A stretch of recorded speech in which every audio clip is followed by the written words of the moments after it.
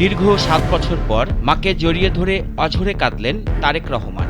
বেগম জিয়ার চোখও ভিজে যায় ছেলের আলিঙ্গনে। চোখের জলে চোয়াল ভিজেছে জুবাইদা রহমানেরও। লন্ডনের স্থানীয় সময় সকাল ৯টা ৪৫ মিনিটে হিথ্রো বিমানবন্দরে পৌঁছায় বেগম জিয়াকে বহনকারী এয়ার অ্যাম্বুলেন্স। এরপর সেখানে মাকে স্বাগত জানান তারেক রহমান ও পুত্রবধূ জুবাইদা রহমান। ৭ বছর পর মা ছেলের সাক্ষাতের দৃশ্যে আবেগঘন পরিবেশ তৈরি হয় হিথ্রো বিমানবন্দরে।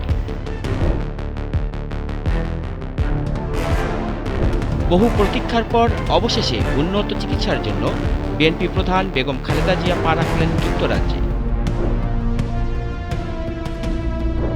তাকে বহন করা কাতার আমিরের উপহার দেয়া বিশেষ এয়ার অ্যাম্বুলেন্সটি যুক্তরাজ্যের স্থানীয় সময় বুধবার সকাল ৯টা ৫ মিনিটে হিথ্রো ইন্টারন্যাশনাল বিমানবন্দরে পৌঁছায়।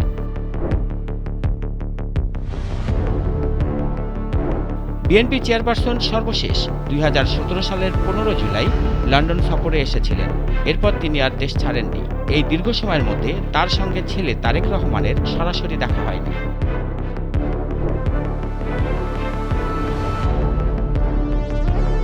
সাত বছর পর মা ছেলের এ কাঙ্ক্ষিত সাক্ষাতে নানা কারণে তাদের মুখে ছিল বিজয়ের হাসি। শেখ হাসিনা এবং তার সরকার বেগম জিয়া আর তারেক রহমানকে এক হতে দেয়নি।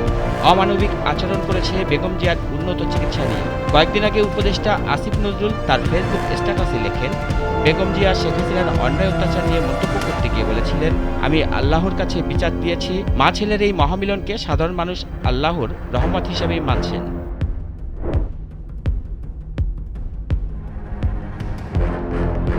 বেগম জিয়াকে অভিবাদন জানাতে পরিবারের সদস্যরা ছাড়াও বিমানবন্দরে লন্ডন বিএনপির নেতাকর্মীরা উপস্থিত ছিলেন।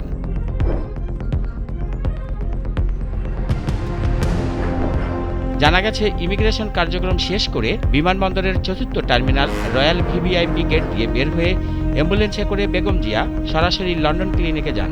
এই ক্লিনিকে লন্ডনের রয়্যাল পরিবারের চিকিৎসা সেবা দেওয়া হয়।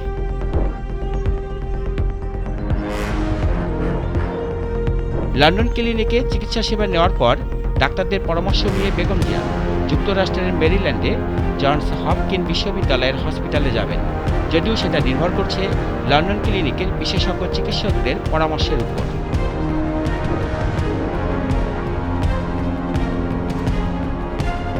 ৫ আগস্ট ছাত্র জনতার অভ্যুত্থানে স্বৈরাচার শেখ হাসিনা সরকারের পতনের পর দীর্ঘ নীরবতা ভেঙে প্রকাশ্যে এসে জাতীয় উদ্দেশ্যে কথা বলেন বেগম জিয়া। এরপর রাষ্ট্রপতির এক আদেশে খালেদা জিয়া মুক্তি পান। তখন থেকেই তার বিদেশ যাত্রা নিয়ে আলোচনা শুরু হয়।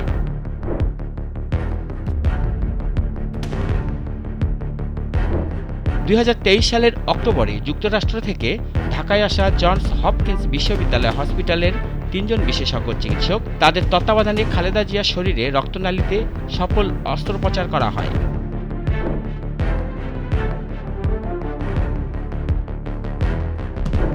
খালেদা জিয়ার চিকিৎসকরা জানিয়েছেন, লিভার সিরোসিসে আক্রান্ত খালেদা জিয়ার লিভার প্রতিস্থাপন খুব জরুরি হয়ে পড়েছে। ধারণা করা হচ্ছে, লিভার প্রতিস্থাপনের পর পুরো চিকিৎসায় ২ মাসের মতো সময় লেগে যেতে পারে।